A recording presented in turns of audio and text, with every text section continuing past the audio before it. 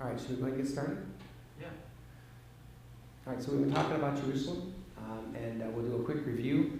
Among other things, I never know if there's going to be visitors who come and you want to catch them up, but if you're like me, reviewing isn't a bad thing either.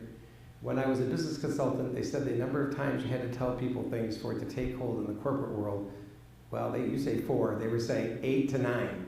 They've done all these studies. That's the amazing thing about the corporate world. They do all these studies and pay for them and work in schools and businesses everywhere, but they said 8 or 9 times before people started to get it to sink in.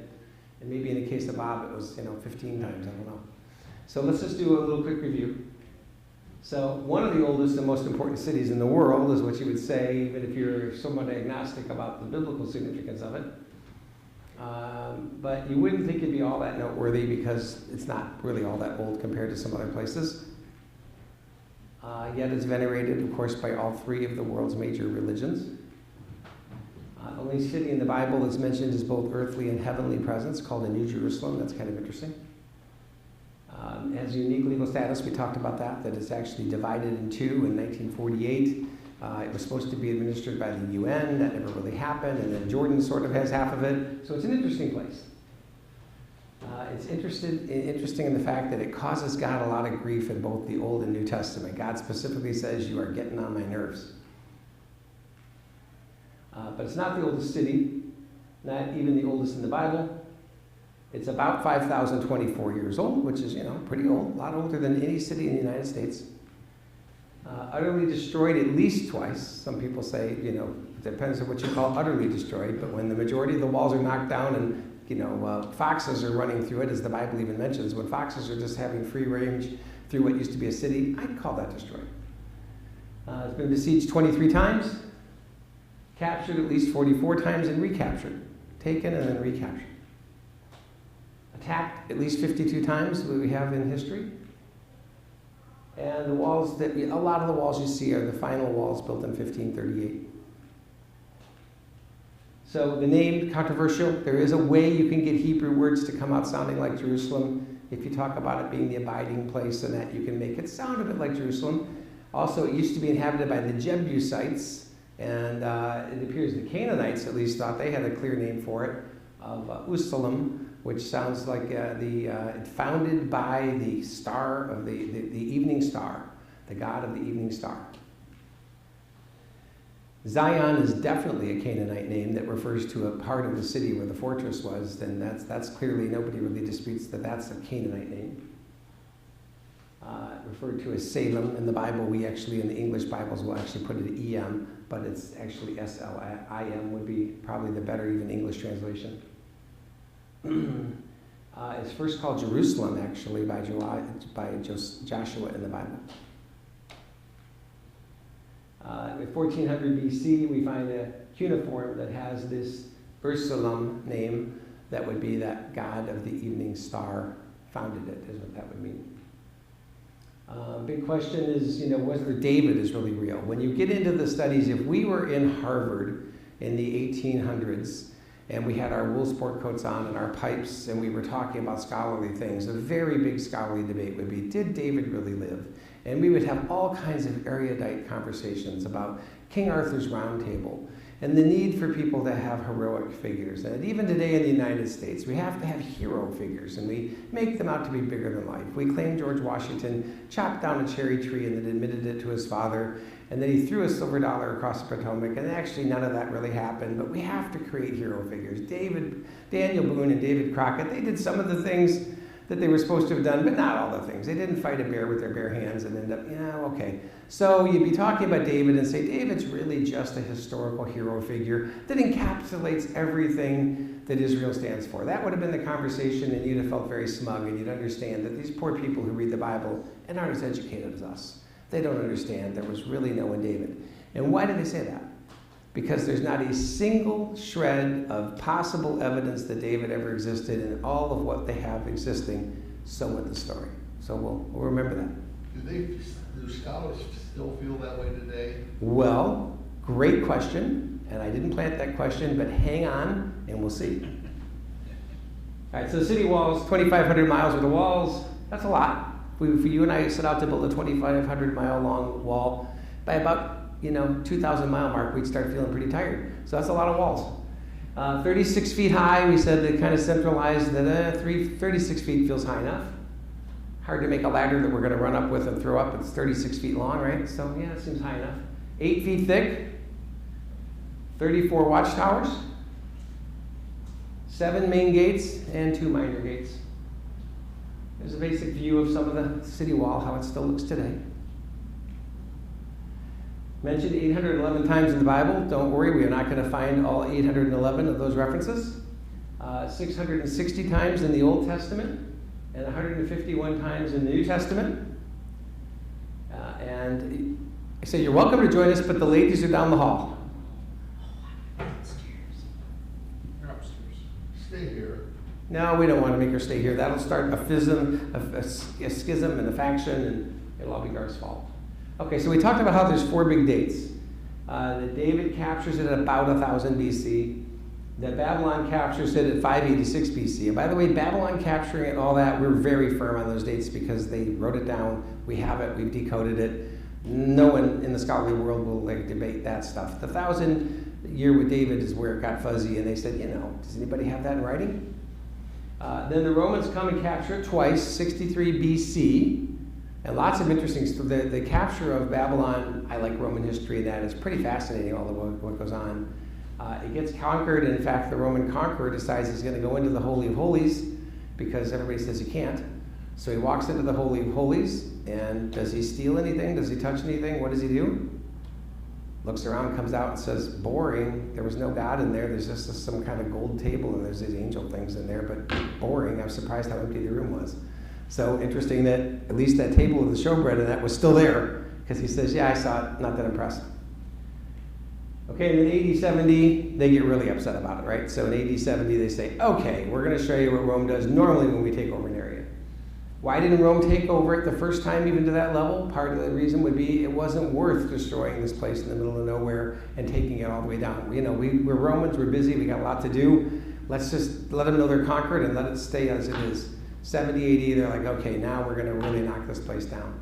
But it takes a lot of soldiers to march them up into the middle of nowhere. You got to provision them. Anybody who's been in the military will tell you, the army moves on its belly, as Napoleon said. You got to feed these guys and have water and have latrines. So they didn't go to the trouble. The second time they go, we're going to the trouble. All right, so then I said there's 4 big dates, but actually we should probably say that there are 5 big dates. And we're going to add the conquering of the Promised Land. That occurred about 1500 to 1300 BC. That's a pretty big date, and we'll see why that's important. So 1500 to 1300 BC is when the Promised Land is conquered. Okay, so biblical references, we set off reading through these last time, but we didn't get all the way done. We should go to 2 Samuel 5:5, please. And maybe somebody pick that one. And then we're going to go right after it, 2 Samuel 5:6 through 16. And staying in the neighborhood, we're going to go to 2 Samuel 6. And I think these are all pretty fascinating things that occur here, and they're worthy of their own mention. But just stopping for a moment at 2 Samuel 5:5.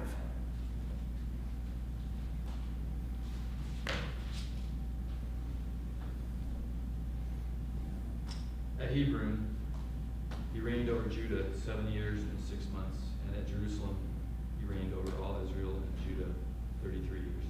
Okay, thank you. So, an interesting fact, the Bible says he reigns in Hebron for how long was it? I don't have it open. So. 7 years and 6 months. 7 years and 6 months. And then he reigns in Jerusalem 33 years. Pretty significant. First of all, really long reign for David. In the scale of reigns of ancient kings, he's way up there. He's not the oldest, he doesn't reign the longest, but good, very respectable run, right? Especially when the life expectancy of people back then isn't what it is today. David has a long run. But the Bible makes it clear he starts in Hebron and he ends up in Jerusalem. So this guy David, whether he exists or not, very specific information about him. King Arthur's Round Table, you don't find a lot of information about that, where it says, that he was 11 days here and he does this and that. You just hear this notion that he was this great king, and some people have added a lot of other hypothetical stories of what could have occurred. The Bible's really clear. Like, this guy David, here's how long he was here, and then he went there. And that's a pretty remarkable thing, as we're going to see as we read further here even. So 2 Samuel 5:6 through 16. Who's got that?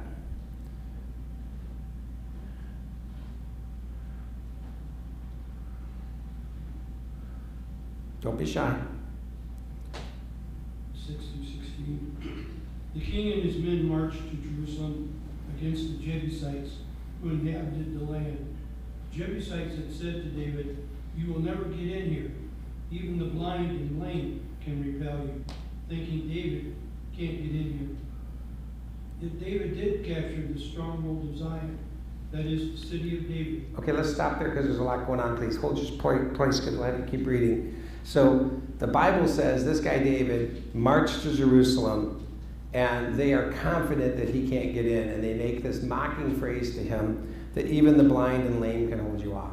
So let's reflect on why in the world would the people have that much interest, right? The Bible land got conquered at about 1300 to 1500 BC, and this is 1000 BC, so I'm not too good at math, but that's 500 years later. Where was the United States 500 years ago? It looked a lot different. 500 years have gone by, and God told his people to take this promised land, and 500 years later, they have not been able to get Jerusalem. I had a professor once who would say, now and then it's okay to say, wow. Wow. 500 years, right? So they are pretty confident. Guys, we know, yeah, Egypt, Passover, the whole thing, we hear, we got it. Guess what? You ain't getting in here. It's so easy to defend this, even the blind and the lame. By the way, we find other ancient writings that confirm this Jerusalem hubris about the blind and the lame. Scholars don't know. Maybe they used to do this when other people threatened to attack, and they were like, they're going to be the first archer bait for you. That they apparently had this, they thought this is cute. They would literally put the lame and the blind the lame and the blind up against the wall for the defenders to see it, to mock you as well. Like, we're going to defend this with these people here. As soon as, we start seeing them fall off the wall, we'll know your archers must be close. But other than that, we're going to keep doing business as usual. Pretty remarkable. Now, we said something, though, that it defies all this, though, is that there's no water there, really. So, that doesn't really make a lot of sense that they should be so brave against being besieged when they don't have water, theoretically. They're up on top of a tall, rocky hill. Something doesn't quite add up. But thus goes the notion. We see it in the writings of the other people that, Jerusalem, the king tried to go there, he went there. They said the blind and the lame could defend it, and the king ended up not going there and left him alone. That shows up in some other writings. Not a lot, but enough to show that part of the Bible. The people who want to be atheists even go, yeah, they got the local legend. Everybody had heard that. Okay? And then where is it that David's going to take in chapter 7? What is it called? I'm sorry, verse 7. What does it say? Yet David did capture the stronghold of Zion. Zion. So there's the Canaanite name. They called it Zion. And the fortress was called Zion. And then it goes on in that verse to say something else. That is the city of David. Right. So now, by the way, I'll show you some maps. It gets confusing about Jerusalem. And believe me, I'm not an expert. That's why I find it interesting to study it, because I'm not an expert. But you hear about Zion and the ancient fortress and the city of David. And then part of the scholars in the 1800s are saying things like, city of David. There's not any demarcated city of David, really. This is kind of silly. David renames the fortress Zion as the city of David, as today the part called city of David. The scholars want to say this city of David thing goes way back before the time of David. Right, because he conquered it and then said, I'm putting my name on it, and everyone's going to call this the city of David from here on out. So we conquer Canada, and we say we're going to now call it Chuck, because it's now the country of Chuck. Well, wait a minute, the Canadians existed long before Chuck. Right, and then he conquered it and said, it's now called Chuck. Well, that's what's happening here with David. He says that we're going to call, the Bible's telling you it's going to be known as the city of David. Okay, so keep reading for us, please, Ken. He said that day, being David, said that day, whoever attacks the Jebusites must go through the water shaft to reach the lame and the blind, who are despised by David. For this reason, it is said, the blind and the lame will never enter the house. David took up residence in the stronghold, which he named the city of David. He built it up all the way around from the supporting terraces inward. David became more and more powerful, and the Lord God of armies was with him. King Hiram of Tyre sent envoys to David. He also sent cedar logs, carpenters, and stonemasons, and they built the palace for David. Then David knew that the Lord had established him as king over Israel, and had exalted his kingdom for the sake of his people Israel. After he arrived from Hebron, David took more concubines and wives from Jerusalem, and more sons and daughters were born to him. These are the names of those born to him in Jerusalem: Shemua, Shaboah, Nathan, Solomon, Ibhar, Elishu, Nepheg, Japheth, Elishama, Elahada, and Eliphalet. Good. I can't do those names any better. Okay, so very specific about David. He leaves Hebron. He comes to Jerusalem. He has a palace built. People would have said, no offense, the Jews really weren't that great at carpenters back then. No sign that they could do it. It answers that. The king of Tyre says, I want to make friends with you. Part of what happened here is that David conquered the unconquerable. This Jerusalem, nobody's been able to conquer it. It is up on the hill, middle of nowhere. There's hard to provision your troops. There's rocky goat trails you have to go through. And they stand up there and they mock you with blind and lame people. You're going to look like a fool if you even try to attack this place. David says, we're going to take it because we're going to go through the water shaft. Okay? So in the 1800s, as we're all standing around at Harvard and Yale, we would point out there's been no water shaft found. I mean, I was talking to Buffy yesterday, and we just think it's so silly that these people keep referring to this water shaft. There is no water shaft, Chuck. I mean, how can people be so foolish? I don't know. It's simply a myth. And that would have carried the day. You'd have said, yeah, it would be really nice if there was a water shaft, because that would then prove the whole story. Yes, Carl? I want to go in reverse a minute. Mm-hmm. Going back to Zion, the city of David, is it also considered heaven? We make the term, right? Zion, Zion, because God talks about a new Jerusalem. We sing, there is a habitation by the living God. Yeah. Oh, Zion, lovely Zion. Yeah. So is there anything in the Bible that connects Zion with Heaven. God's kingdom? Yes, it's a new Jerusalem. In the Revelation, it talks about there'll be a new Jerusalem. That's why we made the point that it's the only city mentioned. So when heaven comes, it doesn't say, and there'll be a new Montreal, right? It says Jerusalem. It doesn't say there'll be a new Washington, D.C. It doesn't say there'll be a new Jericho or Babylon. Jericho, much older, twice as old as Jerusalem. God could have said there'll be a heavenly Jericho. No. The only thing he wants that name. He likes the name. We're going to take this name that might be Canaanite in origin, and we're going to maybe take the Zion name. I like that. We're going to make that a name that's also in the heavenly realm, is at least the way the Bible speaks of it metaphorically. So if we said that Canada becomes Chuck, it would be somehow then somebody referring to Montreal. Well, he still lets it be called Montreal as well. We know Montreal, but that's now the land of Chuck. So we've left the name Zion. We like that. So Zion is the name the Canaanites had. David conquers Zion. He's even proud enough of it. I want everybody to remember that's Zion. That's the place. Yeah, that's the place. I now own it. And I'm calling it the city of David. David's proud of the fact that he conquers it. He's so proud of the fact, after he gets a palace built there, he says, now he knows that God has made him king. Well, David, those people in Hebron thought you knew you were king, and all the people who followed you around when Saul was chasing you.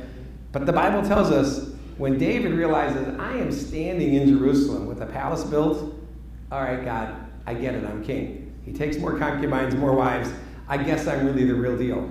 Seems kind of remarkable, right? David, how about when you killed Goliath? Didn't you kind of know you were... Apparently, if nothing else, he says, wow, God, I am standing inside Jerusalem with my own palace. Wow, God. Who would have thought for 500 years we couldn't take this place? Now, the interesting thing also is Jerusalem basically divided Israel from the tribe of Judah and Benjamin, because it was this place that was impregnable with a fort. It made a kind of natural dividing line. So David, some people would say, God-inspired genius, moves the capital now between the 10 tribes and the 2 tribes, takes this new place that nobody had been able to conquer, and says, this is our new capital. Good move for him in terms of keeping peace within the 12 tribes. So it's not that we, Judah, conquered it. It's not that I, David, conquered it. We, as the 12 tribes, now have this as our capital. So the capital, you come up to it geographically. This is the capital for all of us, the 12 tribes. And he keeps the team together. and doesn't make it just about Hebron and more the Judah. He says this is all of ours now. So good move that David does that. Okay? We could continue reading here about what happened, about David going on then to fight the Philistines. But we could stop here just to conserve our time. It's worth the read, by the way. I'd recommend reading it because I think this is all fascinating. Anybody who tells you I don't read the Bible because it's boring, it's like, what Bible are you reading? Because this is all pretty fascinating stuff, right? Okay, so let's go to the 6th here. David's conquered Jerusalem. And in case we don't think David thinks it's a big deal, we can, of course, we've all heard these stories, but it's interesting to remember this is in Jerusalem. This is all happening. So 6 is actually fairly long in terms of reading, but I think it's good for our class. So why don't we divide it verses 1 through 16. Somebody read, and we'll stop and we'll talk about that a bit.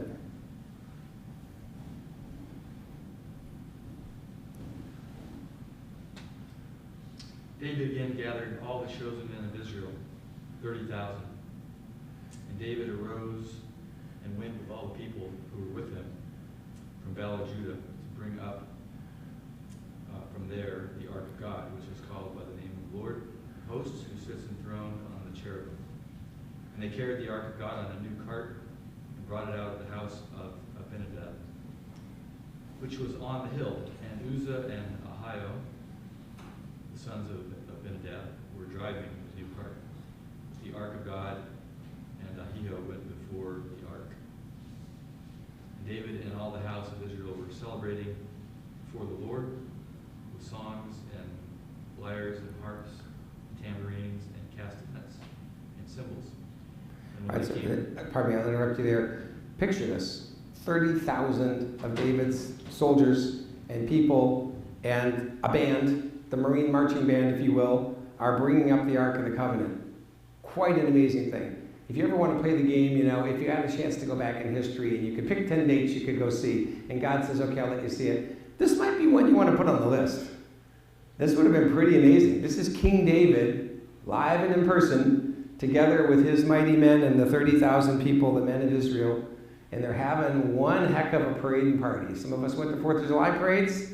This would have been doing a pretty credible job at the time, right? And you got the Ark of the Covenant. We've all seen some nice floats. The Ark of the Covenant walking by you on a cart. Wow, right? Pretty cool. So cool to think about what's happening here. Okay, keep going, please. And when they came to the threshing floor of Nacon, Uzzah put out his hand to the ark of God and took hold of it, for the oxen stumbled. And the anger of the Lord was kindled against Uzzah. And God struck him down there because of his error, and he died there beside the ark of God. And David was angry. That's right. David was angry. Lost my spot.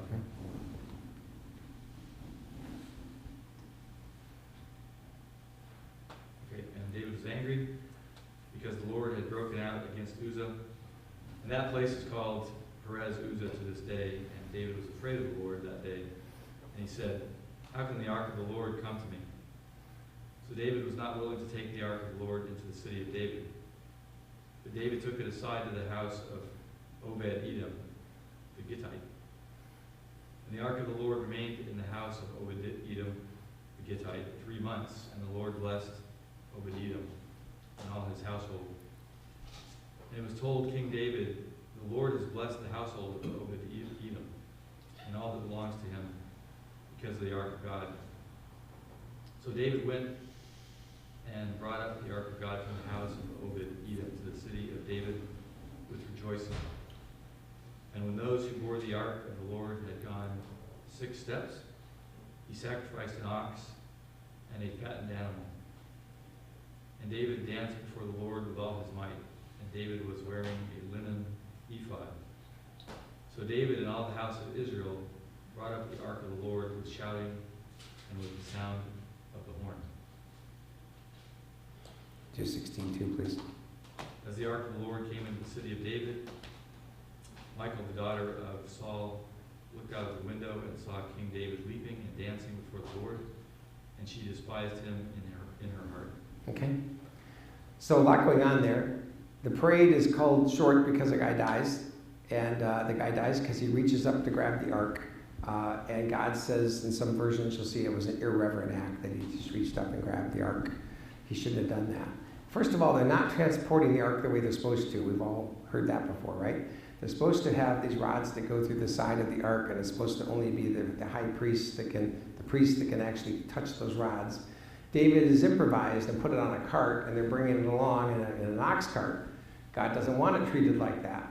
And this guy reaches up to grab it because it starts to fall, and God's mad, takes out his wrath on that guy, but maybe God's also mad at the whole way it's being treated here. It's not a parade float, people. It's supposed to be treated a different way. It's not yours to just throw it around on a cart and have this big party. You're supposed to treat this thing very reverently, and I don't like the way it's being treated, so he ends up taking the life of the one guy. That parade comes to an end. David is both mad and scared and says, okay, parade's over. Something's wrong. I better not keep this thing on the oxen cart. Let's pull off over here and let the place stay here for a while we think about what to do. Let's say David said, while I prevail upon the Lord is what we should do next. And it isn't just there a little time, it's there 3 months. And whatever happens in the 3 months is so significant, David can even see the blessing that's happening to this guy. Maybe all of his trees are just amazingly full of blooms. Maybe it's harvest time. Maybe all the animals appear to be procreating. I don't know. But David sees it and says, okay, God's not that mad. He's letting this guy be blessed because the ark just happens to be there. And then he receives word, okay, it's time. I can bring this up. I'm happy now. So he gets it all ready, but he still has it on the cart apparently. And when the oxen have gone 6 steps, he then makes a sacrifice. Okay, we're headed towards Jerusalem. Everything seems to be okay, God. I want to make sure we're blessing this. They do the sacrifice, and he has the sacrifice done. And then David is wearing the ephod. What do we know about ephods? The priestly garment. Priestly garment, right? Supposed to be worn by the priest. David's put on this ephod, and he's dancing around. Now, normally the king had a certain way he was attired. You can find biblical passages. You dress like a king, act like a king. David is not dressing like a king. He's sort of put on a costume. He's putting on a religious thing. He ends up making it clear, look, I'm trying to be very religious about this. But he puts on this ephod, and he's dancing. How is he dancing? Is he doing a soft shoe shuffle? What's it say he's doing? Wildly. Dancing with all his might. Wonder what that looked like. Try to picture Garth dancing with all his might, and it's a little scary. What? It's how kids dance today. How kids dance today. David's doing it, right? Whatever it was. The Bible doesn't say, and then David, had a lively dance. He's dancing with all his might. So David's going a bit crazy in an ephod. His wife, the daughter of Saul, looks out and sees him, and she's embarrassed. This is embarrassing. He's not dressed like a king. He's wearing this outfit, and he's dancing like a crazy guy. I think we ought to put on a play here with this. Yeah. And Ken be David dancing like a wild person. I think I can see that. I can see that. I can't. Yeah. But apparently it was quite a spectacle, right? Now, the rumors throughout time has come down that he was dancing nude, that David was dancing nude. He's not dancing, I would say it's probably not that he's dancing nude, but he's not dressed up in all the kingly regalia he's supposed to have. He's supposed to have many layers of clothing on, including purple, and it's draped around him, and he's got a sash at his waist. He's maybe dancing in more like his undergarments and with the ephod over, right? He's got probably like Jesus has one piece of linen, that he has something like that. Maybe his night clothes and an ephod over it. But nowhere near is David dancing nude. But she even says, all the ladies of the palace see you acting like this. Well, not acting like a king and very stately. You're dancing like this Michael Jackson guy coming up the hall here. This is not the way the king should act. Anybody heard about a president that did a dance once and how people paid attention to the dance of that president? Right? The Trump dance, right? And it isn't exactly dancing with all his might going crazy, but people said, that's not very presidential, some people wanted to say, right? People want to criticize and go, presidents shouldn't do that. So can you imagine if our president had been dancing with all his might and his hair's flying all around and his arms were flailing and that? You think maybe you'd be hearing about it? And do you think maybe some people would say, I really wish he wouldn't have done that. That didn't look presidential. Well, he didn't look kingly to the daughter, right? So the daughter thinks this is pretty irritating. Okay, so somebody want to read from 17 to the end, please?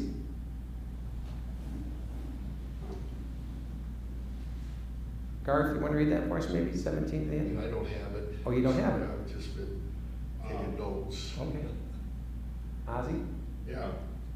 They brought the ark of the Lord and set it in its place inside the tent that David had pitched for it. And David sacrificed burnt offerings and fellowship offerings before the Lord. After he had finished sacrificing the burnt offerings and fellowship offerings, he blessed the people in the name of the Lord Almighty.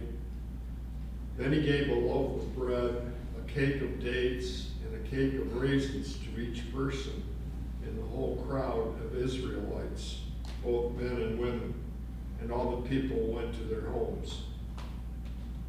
When David returned home to bless his household, Michal, daughter of Saul, came out to meet him and said, "How the king of Israel has distinguished himself today, disrobing in the sight of the slave girls of his servants as any vulgar fellow would."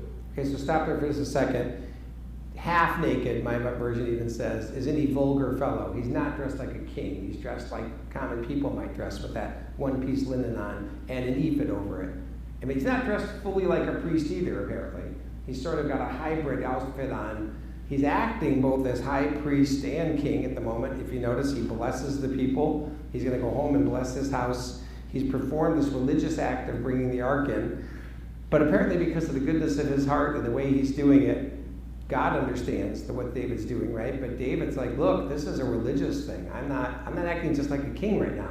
I'm not a king who's going to put taxes on people and send an army to battle. I am connecting with God and having this fellowship that God's ark is here in this city. Gives all the people what was to them an amazing gift. Every person, man and woman, got this gift. It shows you how rich David has already become as a king, that he's got this kind of storehouse of goods for all the people of the country that have come to this event. Now, it's not the full country, but all the people in the vicinity. It says 30,000 men were there. So it's a big crowd. Picture a U of M stadium full of people maybe that are there, and he's got this kind of gift for each one of them. If you and I were going to try to do something and even give everybody at a U of M stadium the equivalent of, a hamburger and a bag of chips and whatever, because he's giving them these nice things, it'd be a pretty big ordeal, right? We'd have to have semi-trucks and that there to try to pull off something like that. So David has done that. But just pointing out, he's not naked. He's just not acting respectful and kingly in her mind. Her dad used to be king. He never would have done that, is what she's saying. Okay, so verse 21. David said to Michal, "It was before the Lord who chose me rather than your father or anyone from his house when he appointed me ruler over the Lord's people, Israel. I will celebrate before the Lord. I will become even more undignified than this, and I will be humiliated in my own eyes. But by these slave girls you spoke of, I will be held in honor." And Michal, daughter of Saul, had no children to the day of her death. So apparently a punishment from God, either that or David stopped having relations with her. We don't know. We could draw both conclusions. But she is wrong. The Bible seems to be clearly indicating. And David says, I'm going to even do more to be humiliated in my own eyes to show God that I'm humble and that I'm not acting kingly and mighty. I'm acting like any person should act about being so excited about God. Part of what God must have loved about David is he's still like, look, although I'm king, I don't think all that high and mighty of myself. God knows I'm still just David the shepherd boy, and I'm super excited about this. And by the way, I think you're wrong. I think all the people who see the way I'm honoring God hold that in high regard. Your priorities are wrong, Michal. They don't want me to act like your dad and all of his people that God didn't choose to go on. They want me to be a person who loves God first and foremost, and I happen to also be the king on the side. So that's my interpretation of that. You may have a different view of it. But interesting, right? So this is Jerusalem becoming the official capital. And what kind of a place does David have ready for the ark? The tent. Why do you think he picked the tent? That's how they came out of Egypt. Yeah, tabernacle, right? That was established by Moses. Yeah. So I think David's knowing his Bible where it says, this thing used to always live in a tent. I don't think I'm being disrespectful for God to put it in a tent. I'm reminding people, this is that ark that we took with us, that we used to reside in the tabernacle, and again, back to Moses. So David, with God's inspiration, doing a lot of good things as a leader here, right? He is celebrating God's presence there as a big deal, giving people a gift, not because of his birthday, not because of a military victory, but because the ark is here in Jerusalem, the new capital. He's firmly making this the capital, and he's putting it in the tent is no doubt a remembrance of, look, this is okay. God says this is respectful way to treat this. I'm not being disrespectful. Because David could have built it, right? He's had a palace. It's going to be, we heard, built for him. David says this is where it's going to be until we build an appropriate temple. And we all know how that story goes, right? David says, God, I'm going to build a temple. And God says, no, you're not. It's not going to be for you to do. Why? Why is it David couldn't build it? Blood. Too much blood, yeah. Too much blood, too much battle. Sorry, not going to let you build the temple. It's going to have to be for your son to do. Okay, so we've read 2 Samuel 6. And then this passage here. And when he had removed him, he raised up David to be their king, of whom he testified and said, I have found in David, the son of Jesse, a man after my heart, who will do all of my will. That's what it says in Acts 13:22. So it shows in the New Testament again, reference to David, the significance of David, that he was a man after God's own heart, and that he was a king, that he did apparently really exist. So lots of images of David. Found some on the internet that I just thought reminds us of who David's supposed to have been. Goliath, king, the victory over Goliath. And then why does that artist in the lower right show him depicted that way, do you think? He was a psalmist, he's a poet. Okay. He wrote the majority of the Psalms, is where he was praising God through his Psalms. Yeah, good. There's a special on Netflix now. I still have Netflix, I admit. And in Netflix, there's a special about David that they have on there. Is it Amazon or Netflix? One of those. They have this House of David. I'd encourage you to watch it.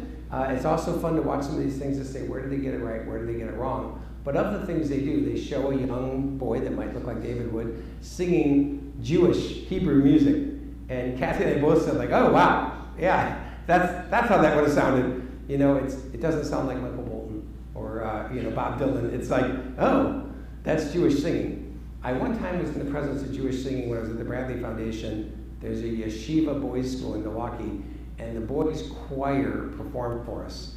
And I will say, it wasn't a pleasant sound. I think any of us Protestants and Catholics and others that were there were like, that sounds a little bit like, goats being pinched with pliers or something. It was a different taste. I'm sure you could acquire the taste, or maybe that boy's choir wasn't just good at being in melody with each other.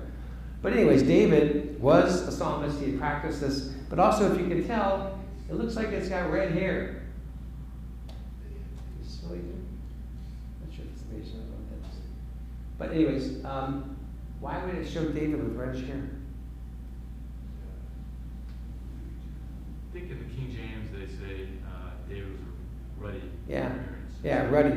So they just took that. Yeah.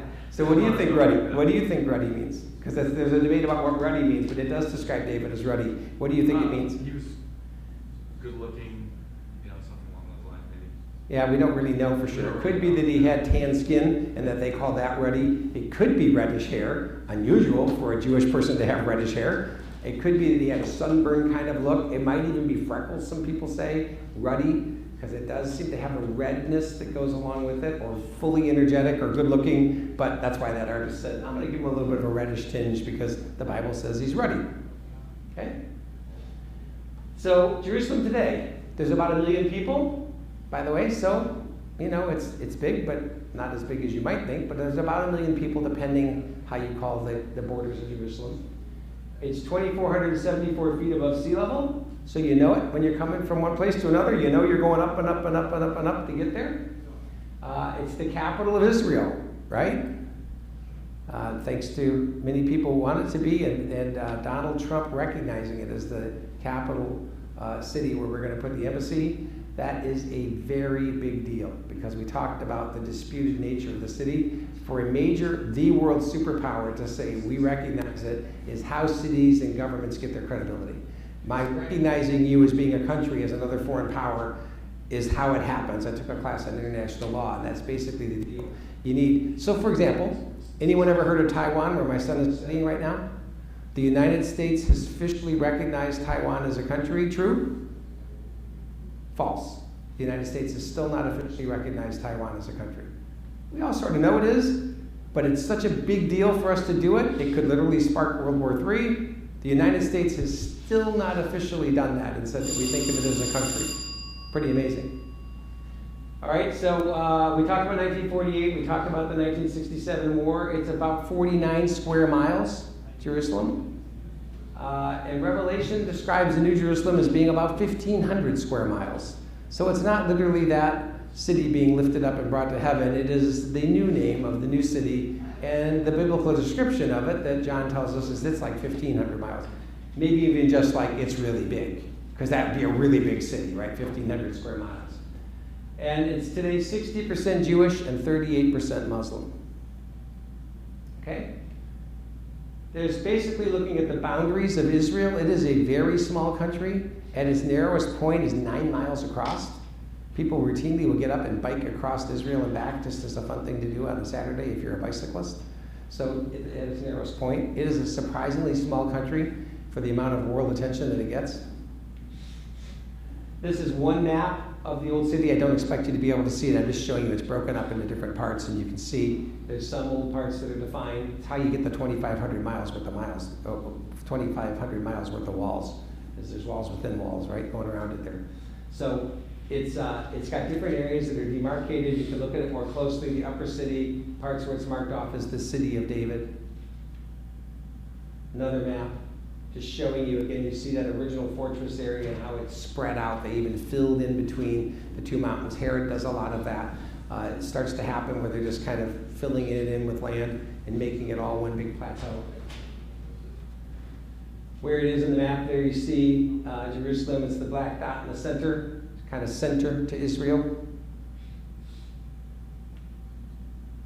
Another old maps of Jerusalem. When you go there, you get a tourist map. Okay, so we're stopped by the bell. We didn't get to did David exist or not. You'll have to, I guess, come back next time, folks, and we'll talk about that. Okay. All right, so we'll stop here, and I think we'll do at least one more class. Maybe we can wrap this up, and I don't know what other class we want to do after this, but we'll have enough, I think, to talk about one more class, and we'll be done.